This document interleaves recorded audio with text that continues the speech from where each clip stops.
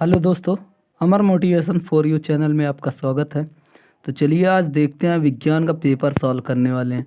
अब देखते हैं कक्षा 10 का विज्ञान का पेपर आता कैसे है। आज मॉडल पेपर बहुत अच्छे तरीके से सॉल्व करने वाले हैं। तो चलिए देखते हैं। सबसे पहले देखिए समय आपके लिए कितना होता है। समय 3 घंटे 15 मिनट होते हैं। उसके बाद 15 मिनट परीक्षार्थियों को प्रश्न पढ़ने के लिए निर्धारित है। तो आप हमेशा याद रखिए, जब पेपर दीजिए तो अच्छे से पहले प्रश्न पत्र को पढ़िए। उसके बाद देखिए यह प्रश्न पत्र 3 खंडों में बांटा गया है। 3 खंडों में बांटा गया मतलब का, खा, गा। का में आपका फिजिक्स होगा, खा में केमिस्ट्री होगा, गा में बायोलॉजी होगा। तो इस प्रकार उसके बाद आगे जो भी होगा आपका नंबर क्वेश्चन के सामने लिखे होंगे। तो चलिए देखते हैं। पहला क्वेश्चन क्या है, खंड का, ये फिजिक्स का है। देखते हैं। किसी वस्तु से बड़ा आभासी प्रतिबिंब बन सकता है। किस में बन सकता है? जब वह अवतल दर्पण होगा तभी उसमें बनेगा। उसके बाद प्रतिरोधकता का मात्रक क्या होता है? प्रतिरोधकता का मात्रक होता है ओम मीटर। विद्युत धारा उत्पन्न करने की युक्ति को कहते हैं। तो विद्युत धारा को जो उत्पन्न करता है वह जनरेटर होता है। अभिनेत्र लेंस की फोकस दूरी में परिवर्तन किया जाता है पक्षमाभी द्वारा। अब देखते हैं आगे क्वेश्चन। प्रश्न नंबर 2 देखते हैं। वाहनों में किस प्रकार के दर्पण को पश्च दृश्य मतलब पीछे का दृश्य देखने के लिए दर्पण के रूप में वरीयता दी जाती है और क्यों? तो देखते हैं वाहनों में पीछे के दृश्य देखने के लिए किस दर्पण का उपयोग करते हैं?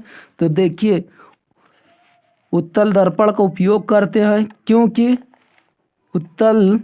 क्योंकि उत्तल दर्पण में बड़ी वस्तु का छोटा प्रतिबिंब बन जाता है और इसका दृष्टि क्षेत्र भी अधिक होता है। यही कारण है कि वाहनों में पीछे का दृश्य देखने के लिए उत्तल दर्पण का प्रयोग करते हैं।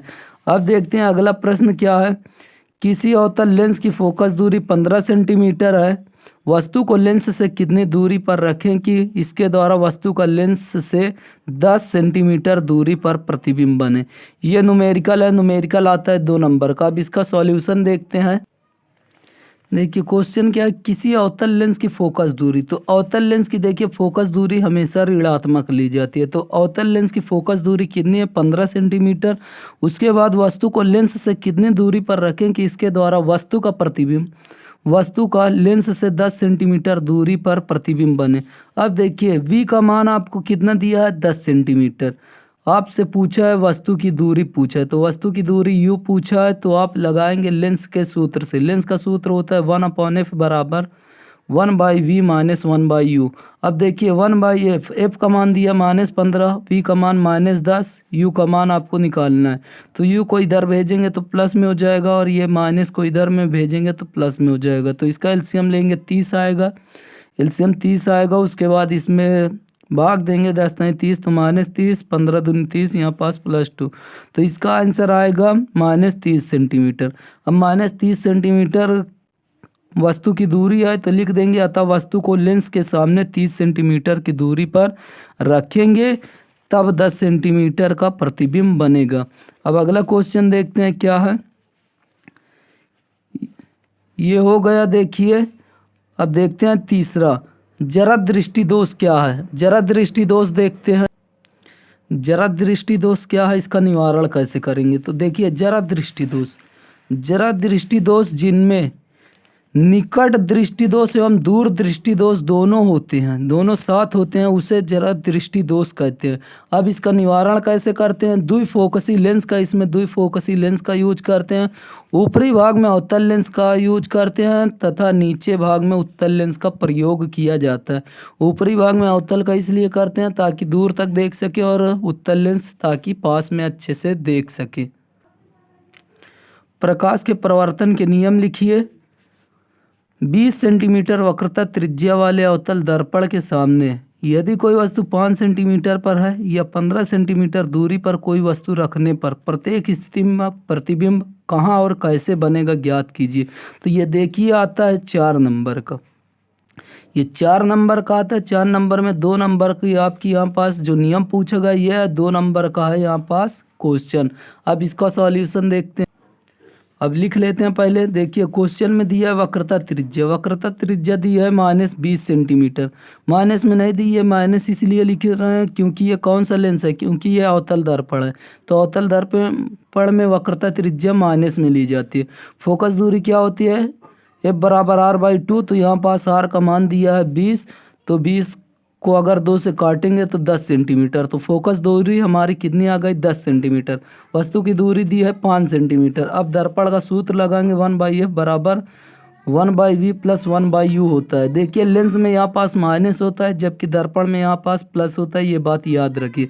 और ये याद रखिए कि जब मुख्य अक्ष के ऊपर अगर दूरी ली जाती है तो माइनस में ली जाती है। मुख्य अक्ष के अगर मान लीजिए दर्पण है, दर्पण के आप बाएं ओर लेते हैं और ऊपर लेते हैं तो माइनस में, और दर्पण के दाईं ओर प्लस में लेते हैं।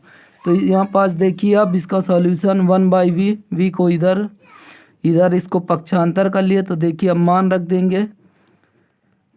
F का मान 10 है, F का मान ये देखिए 10 है, और U का मान 5 है। तो एलसीएम लेंगे, 10 और 5 का एलसीएम 5। उसके बाद यहाँ पास कैलकुलेशन कर देंगे तो आ जाएगा 10। तो यहाँ पास देखिए प्रतिबिंब की दूरी कितनी आ गई, 10 सेंटीमीटर। प्लस में है तो लिखेंगे अतः प्रतिबिंब 10 सेंटीमीटर दूर दर्पण के पीछे और आभासी सीधा बनेगा। अब देखिए प्रतिबिंब हमारा इधर बनेगा, तो हमारा जब प्रतिबिंब दर्पण के पीछे बनता है और सीधा बनता है तो वो आपका धनात्मक होता है। अब देखिए जब वस्तु को कितनी दूरी पर, अब वस्तु को रख दिया जाए 15 सेंटीमीटर की दूरी पर। अब देखिए वस्तु को 15 सेंटीमीटर की दूरी पर रख दिए तो फार्मूला फिर लगाएंगे, 1/F बराबर 1/V प्लस 1/U।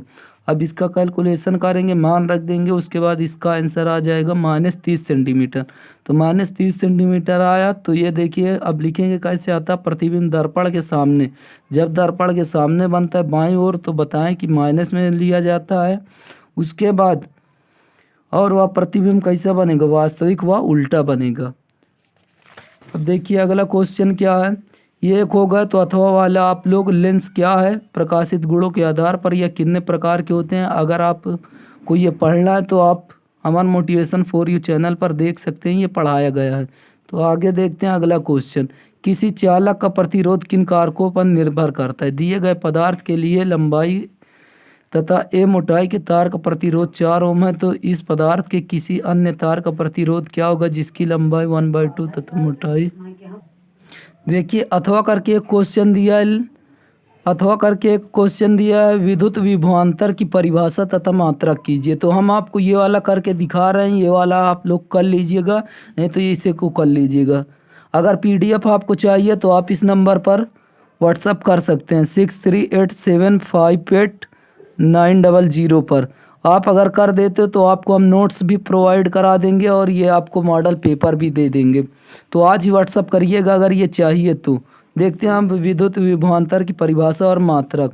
अब देखिए इसका, देखिए विद्युत विभवांतर क्या है, किसी परिपथ के दो बिंदुओं के बीच एकांक आवेश को प्रवाहित करने में किए गए कार्य को उन बिंदुओं के बीच विभवांतर कहते हैं। इसका मात्रक वोल्ट होता है। अब देखिए इसमें सवाल भी पूछा है, और ये देखिए कितने नंबर का है, ये 4 नंबर का है। तो ये 2 नंबर की परिभाषा आ जाती है और 2 नंबर में न्यूमेरिकल आ जाता है। तो न्यूमेरिकल देखिए 10 ओम, 20 ओम तथा 30 ओम के प्रतिरोध यदि समांतर क्रम में हो। तो देखिए ये हम समांतर क्रम में लगा दिए कि R1 10 ओम है, तो R1 देखिए 10 ओम, R2 20 ओम और R3 यहाँ पास 30 ओम। तो इसको समांतर क्रम में बनाएंगे तो कुछ इस प्रकार चित्र इसका बना लेते हैं। उसके बाद समांतर क्रम में तुल्य प्रतिरोध का फार्मूला होता है 1/R बराबर 1/R1 plus 1/R2 plus 1/R3, इस प्रकार होता है। अब देखिए R1 का मान रख दिए 10, R2 का मान रख दिए 20 और R3 का मान रख दिए 30। अब इसको देखिए अगर इसका तीनों का एलसीएम लेंगे तो एलसीएम 60 आएगा। अब यहाँ से भाग करके 10 छंग 60, 20 नहीं 60 और ये 30 दूनी 60, तो यहाँ पास 11/60 आ गए। तो R का मान जो आएगा समांतर क्रम में समतुल्य प्रतिरोध आएगा 60/11 ओम।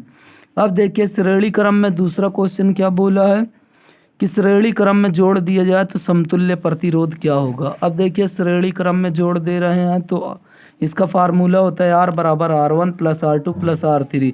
तो देखिए तीनों को जोड़ देंगे 10, 20 और 30, 10, 20, 30 को जोड़ देंगे तो 60 आएगा। तो ये 60 हमारा श्रेणी क्रम में इसका आंसर आ जाएगा। अब देखते हैं अगला क्वेश्चन। चौथा क्वेश्चन जो आता है 7 नंबर का आता है। चौथा क्वेश्चन फिजिक्स का आता है 7 नंबर। तो देखिए विद्युत मोटर का नामांकित आरेख खींचकर सिद्धांत तथा कार्य विधि स्पष्ट कीजिए। इसको आप बहुत तेज से समझाएंगे, जल्दी समझाएंगे, इसको समझने का कोशिश कीजिए और याद कर लीजिएगा, क्योंकि ये हो गया विद्युत मोटर हो गया और जनित्र हो गया, जनित्र या डायनामो। तो यहीं से आपका पूछा जाता है 7 नंबर का क्वेश्चन, यहीं से पूछा जाता है 7 नंबर का क्वेश्चन। या पूछेगा विद्युत मोटर या पूछेगा जनित्र डायनामो। इस लेसन से ये क्वेश्चन बहुत फेमस है और हमेशा आता है, तो इसलिए इसको अच्छे से पढ़ लीजिएगा। अब देखते हैं, इसको समझाते हैं आपको। देखिए प्रश्न नंबर चौथा, प्रश्न नंबर चौथा जो है 7 नंबर का आता है। तो विद्युत मोटर, विद्युत मोटर के बारे में पहले थोड़ा सा लिख दीजिए, उसके बाद चित्र बना दीजिए। विद्युत मोटर क्या है? विद्युत मोटर एक ऐसा साधन है जो विद्युत धारा को यांत्रिक ऊर्जा में रूपांतरित करता है। इसका चित्र ये देख लीजिए, ये चुंबक है, ये आर्मेचर है, ये ब्रश है, ये वलय है। तो इसे देख लीजिए, देखिए ये जो नॉर्थ चुंबक एक है, एक साउथ है, ये आर्मेचर है, ये घूर्णन गति की दिशा है, और ये विभक्त वलय है और ये ब्रश है। अब इसकी कार्यविधि देख,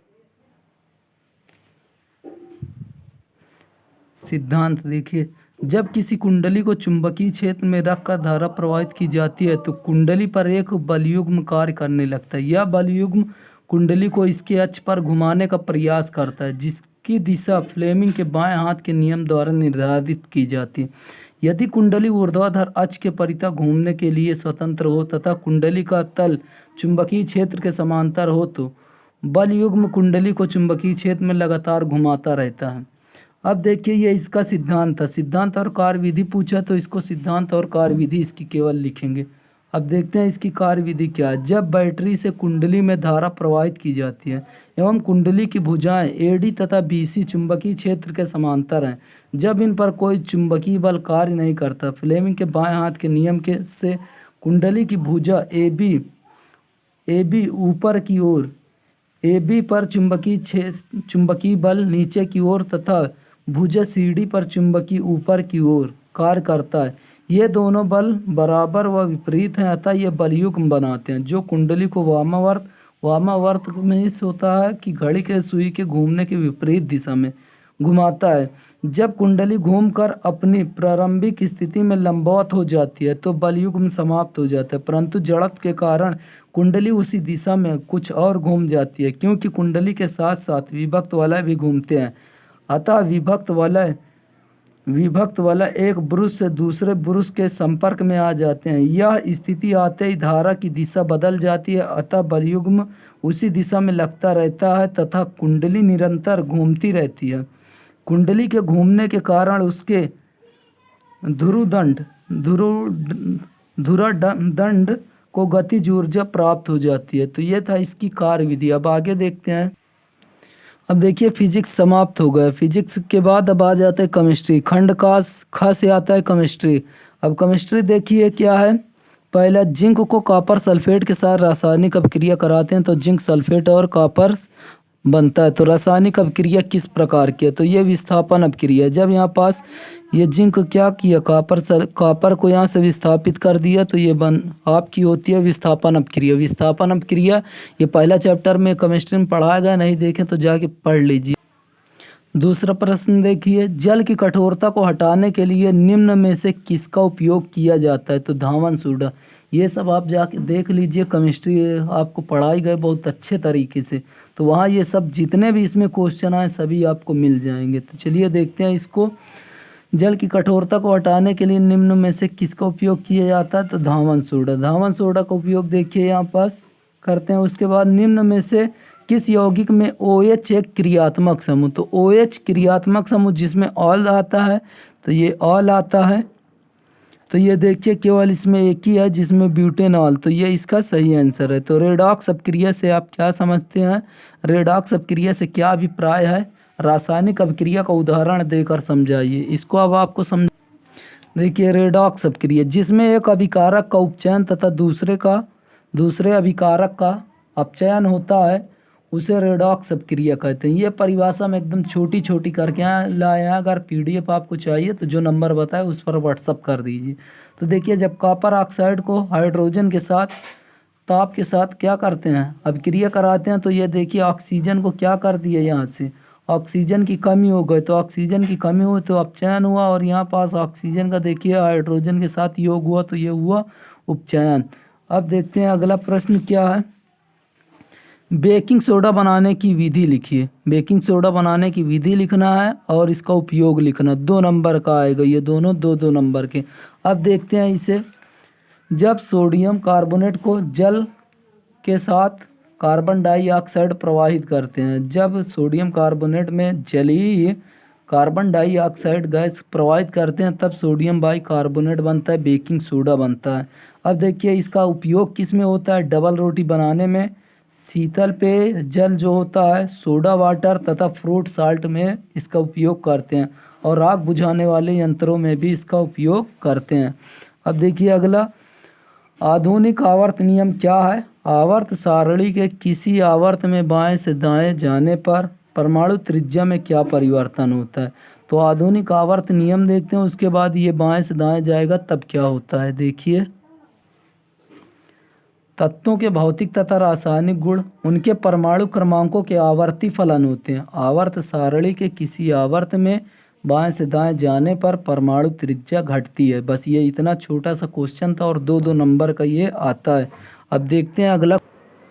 अब अगला प्रश्न देखते हैं।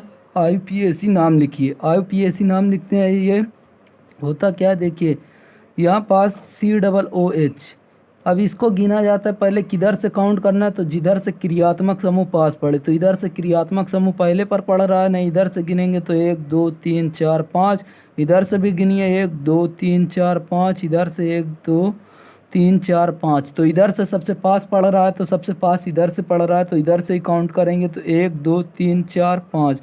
तो यहाँ पास देखिए, जहाँ पास अगर COOH आता है तो ये होता है क्रियात्मक समूह, ओइक अम्ल जुड़ता है इसमें। तो ये देखते हैं इसमें, यहाँ पास 4 पर आ रहा है डबल मेथिल, तो यहाँ पास 4 पे लिखेंगे कि मेथिल। उसके बाद इसका नाम लिखेंगे ब्यूटेनोइक अम्ल। ब्यूटेनोइक अम्ल क्यों लिखेंगे, क्योंकि यहाँ पास ये ब्यूटेन सब मिलकर बना रहे हैं और ब्यूटेन में ओइक जुड़ रहा है, तो ब्यूटेनोइक अम्ल।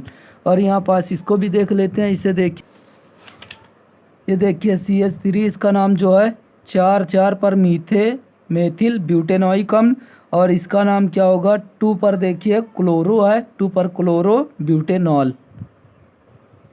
अगला प्रश्न है संक्षारण। संक्षारण किसे कहते हैं। संक्षारण को धातुओं की संक्षारण रोकने की 2 विधियां लिखिए।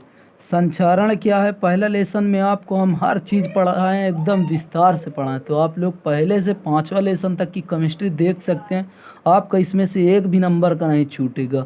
तो अभी तक अगर आप नहीं देखें तो जाके देख लीजिए। और आपको अगर नंबर चाहिए हमारा व्हाट्सअप नंबर नोट्स के लिए, तो आप देखने के बाद तुरंत हमारे पास व्हाट्सअप कीजिए। इस नंबर पर हम आपको तुरंत व्हाट्सअप भेजेंगे, तो पूरा नोट्स आपको भेज देंगे, आप एक दिन में पढ़ सकते हैं। तो आज ही जाकर जल्दी से सब्सक्राइब कर लीजिए चैनल और देख लीजिए, देर ना कीजिए, क्योंकि कल आपके पास लास्ट डेट है। तो देखिए संक्षारण क्या है, इसे समझिए।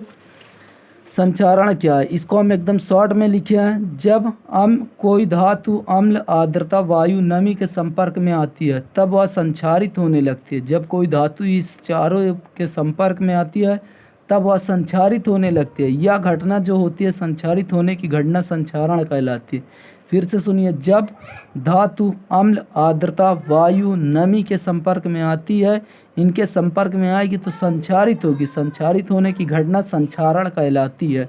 अब विधि देखिए, इसको बचाया कैसे जा सकता है, पेंट करके, दूसरा तेल व ग्रीस लगाकर इसको संक्षारण होने से बचाया जा सकता है। क्वेश्चन नंबर 8वां देखते हैं। क्वेश्चन नंबर 8 क्या है, निम्नलिखित पर टिप्पणी लिखिए। टिप्पणी लिखने के लिए आता है तो ये 7 नंबर का होता है। 7 नंबर का होता है, या तो आपका ये पूछेगा रासायनिक, 7 नंबर में हमेशा यह पूछा गया आईयूपीएसी नाम, या तो हमेशा पूछा गया रासायनिक समीकरण लिखना। तो अब इसको देखिए, पहला क्या है, कार्बनिक यौगिकों में प्रतिस्थापन अपक्रिया, साबुन की सफाई प्रक्रिया या समझाती श्रेणी। यह अथवा करके आपको लिखना है, ये सातों आपको लिखना पड़ेगा रासायनिक समीकरण। तो आपको हम ये सातों रासायनिक समीकरण लिखाते हैं। देखिए, जब एथेनॉल को सोडियम के साथ अपक्रिया कराते हैं, देखिए एथेनॉल का ये फार्मूला होता है, इसी को बोलते हैं एथिल एल्कोहल। तो एथेनॉल को सोडियम के साथ अपक्रिया कराते हैं तो सोडियम एथॉक्साइड बनता है। यहाँ से सोडियम एथॉक्साइड बनता है और हाइड्रोजन गैस मुक्त हो जाती है। उसके बाद दूसरा, एथिल एल्कोहल को 443 केल्विन ताप पर सांद्र सल्फ्यूरिक अम्ल के साथ गर्म किया जाता है, तब क्या बनता है। तो देखिए, एथिल एल्कोहल हो गया, सल्फ्यूरिक अम्ल के साथ 443 केल्विन ताप पर गर्म करते हैं, तब ये बनाता है एथिल हाइड्रोजन सल्फेट। उसके बाद जब इसको अपक्रिया कराते हैं फिर से एथिल हाइड्रोजन सल्फेट को किसके साथ, एथिल एल्कोहल के साथ, तब ये बनाता है डाई एथिल ईथर। अब देखिए तीसरा क्या है, मीथेन को वायु में जलाया जाता है। मीथेन को जब वायु में जलाया जाता है तब क्या बनता है, मीथेन को वायु के साथ अपक्रिया कराते हैं तो कार्बन डाइऑक्साइड बनती है और ये बनता है जल, प्रकाश निकलती है और ऊष्मा निकलती है। ये दहन अपक्रिया का है। तो ये आपको इसलिए बता रहे हैं कि केमिस्ट्री में आपका एक भी नंबर जितना मैं पढ़ाया उसी में से सब है, तो एक बार जाके ज़रूर पढ़ लीजिएगा।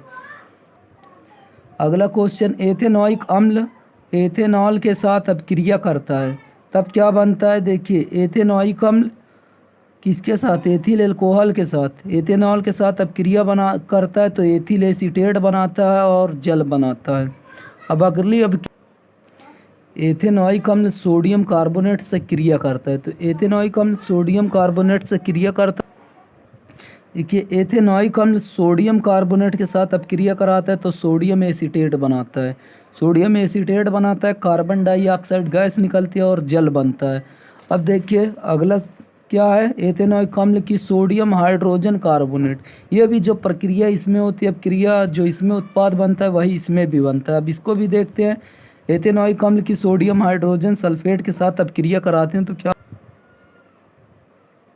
एथेनॉइक अम्ल को sodium bicarbonate, sodium hydrogen carbonate के साथ अपक्रिया कराते हैं तो सोडियम एसीटेट बनाता है, जल बनाता है और कार्बन डाइऑक्साइड गैस बनती है। उसके बाद लास्ट इसमें जो है, एथिल एल्कोहल को का क्षारीय पोटेशियम परमैंगनेट की उपस्थिति में ऑक्सीकरण कराया जाता है, तब क्या बनता है। तो एथिल एल्कोहल का क्षारीय पोटेशियम परमैंगनेट की उपस्थिति में अपक्रिया कराते हैं तो बनता है, एथिल एल्कोहल को ऑक्सीजन के साथ पोटेशियम परमैंगनेट की उपस्थिति में अपक्रिया कराते हैं तो एसिटिक अम्ल बनता है और जल बनता है। तो यहाँ तक देखिए आपका केमिस्ट्री ख़त्म हुआ। अब देखते हैं खंडगा। खंडगा क्या है, आपको मैं बता रहा हूँ, जितना ये पेपर सॉल्व करा रहा हूँ सिर्फ आप इतना पढ़ के बोर्ड एग्जाम में चले जाइए, एक दिन पहले आप पास हो जाओगे अच्छे नंबर से और आपको कोई नहीं रोक सकता। तो चलिए देखते हैं अगला क्या है, निम्न में से कौन मानव में मादा जनन तंत्र का भाग नहीं है। तो इसमें शुक्रवाहिका जो है ये मानव में मादा जनन का भाग नहीं होता। जीवाश्म ऊर्जा का स्रोत क्या है, जीवाश्म ऊर्जा का स्रोत होता है कोयला। पवन चक्कियों का उपयोग किन कार्यों को करने में होता है, तो यांत्रिक कार्य को करने में होता है। वे पदार्थ जो जैविक प्रक्रम द्वारा अपघटित हो जाते हैं वह कहलाते हैं जैव निम्नीकरण। अब देखते हैं बायोलॉजी का पहला प्रश्न, स्वपोषी पोषण के लिए आवश्यक परिस्थितियां कौन सी है और उसके उप उत्पाद क्या है। तो देखिए, स्वपोषी पोषण के लिए जो सबसे जरूरी है वो प्रकाश संश्लेषण है। प्रकाश संश्लेषण है जब यह क्या करता है, कार्बनिक पदार्थों से ये क्या करता है, अपना भोजन बनाता है तो उसमें से ये क्या करता है, ऑक्सीजन देता है, वही इसका क्या है, उसके उप उत्पाद होते हैं। अब इसको देखते हैं, स्वपोषी पोषण के लिए आवश्यक प्रकाश संश्लेषण है। हरे पौधे सूर्य के प्रकाश की उपस्थिति में क्लोरोफिल और अन्य अकार्बनिक यौगिकों से कार्बोहाइड्रेट का निर्माण करते हैं। यहाँ प्रकाशीय ऊर्जा का उपयोग पर्णहरित नामक वर्णक की उपस्थिति में किया जाता है तथा इसमें ऑक्सीजन सह उत्पाद के रूप में निकलती है। अब इसकी अपक्रिया देखिए, जब कार्बन डाइऑक्साइड को जल के साथ अपक्रिया हो जाती है सूर्य के प्रकाश की ऊर्जा में, तब ये ग्लूकोज बनाता है, जल बनाता है ऑक्सीजन बनाता है। अब देखिए बायोलॉजी यहाँ तक हम करा दिए हैं, ये आप लोग थोड़ा से पढ़ लीजिए कि पुष्प के बीजांड का स्वच्छ नामांकित चित्र बनाइए, इसे पढ़ लीजिए। जैव निम्नीकरण पदार्थ पर्यावरण को किस प्रकार प्रभावित करते हैं, ये सब आप लोग पढ़ लीजिए। ये पेपर जितना है आप लोग पढ़ के जाएंगे। अगला प्रश्न, कायिक प्रवर्धन क्या है, उदाहरण सहित वर्णन कीजिए। देखिए 4 नंबर का आता है, मादा जनन तंत्र का स्वच्छ नामांकित चित्र। ये वेरी मोस्ट इम्पोर्टेंट है, तो इसे लगा लीजिए और पढ़ के जाइएगा। उसके बाद लिंग गुणसूत्र किसे कहते हैं, मानव में लिंग निर्धारण की प्रक्रिया को समझाइए। जीवाश्म क्या है, वे जैव विकास प्रक्रम के विषय में क्या दर्शाते हैं। उसके बाद पाचन तंत्र, ये वेरी मोस्ट इम्पोर्टेंट, इसे ज़रूर पढ़ के जाइएगा। तो ये था आपका पेपर जो मैंने आपको पूरा दिखा दिया और कुछ हल करके केमिस्ट्री फिजिक्स बता दिया। सिर्फ आप लोग का बायोलॉजी जो 4-5 क्वेश्चन वो नहीं करा है। तो अगर आपको ये पेपर चाहिए और नोट्स चाहिए, कंप्लीट नोट्स चाहिए, तो आप मेरे नंबर व्हाट्सअप पर, ये नंबर पर व्हाट्सअप कीजिए 6387589005 पर व्हाट्सअप करें। और आपको ऐसे वीडियो आज रात तक मिल जाएगी या कल सुबह तक मिल जाएगी, तो एक वीडियो ज़रूर देख के जाइए जो संपूर्ण एकदम फिजिक्स और केमिस्ट्री, आपकी फिजिक्स और केमिस्ट्री के एकदम फुल फिजिक्स और केमिस्ट्री का एकदम फुल आपको रिवीजन कराया जाएगा।